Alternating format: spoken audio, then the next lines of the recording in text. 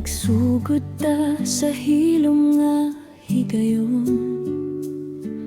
Sa matag istorya nitubo ang pagbati, ang imong pahiyom nahimong kahayag, nangagdanag sa akong kasing-kasing. Abi nakulig-on ng atong gugma, apan usahay dalira di ay mabungka. Kining mahuyang nga gugma ayaw gubaan,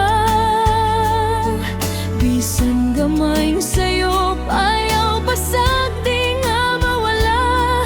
Kuputi ang akong kamot ayaw biyaan, kay ikaw ra gyud ang akong gihigugma. Bisan unsa kalisod sa atong agian, magpabilin ko hangtod sa katapusan.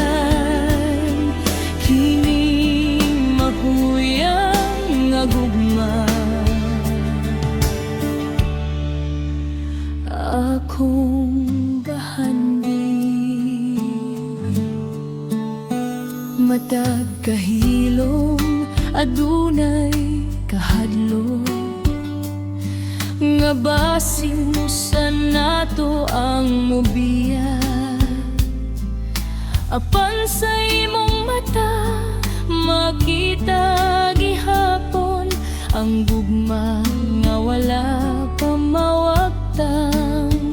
Bisan adunay mga samad sa kasing-kasing, mahimo pagihapon kang mobalik ug magsugod.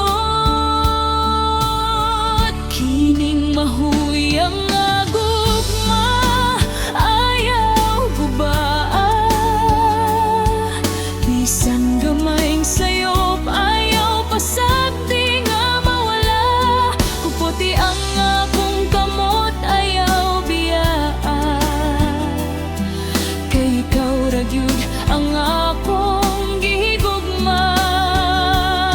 Bisan unsa kalisod sa atong agian, magpabilin ko hangtod sa katapusan.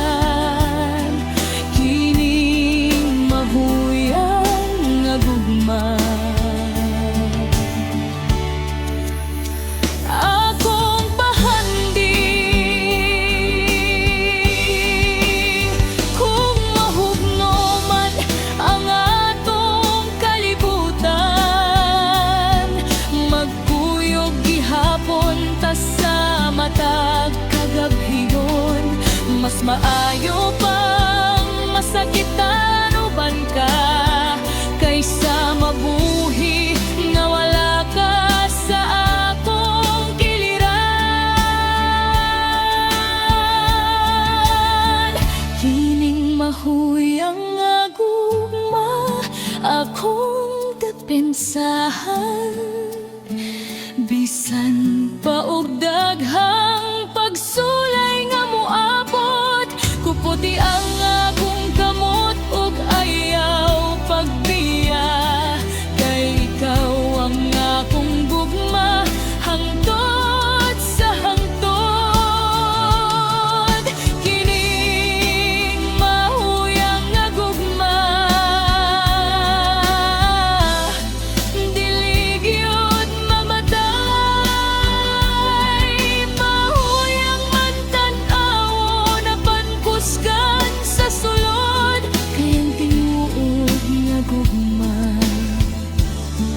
mula hutay hangtod sa kahangtod.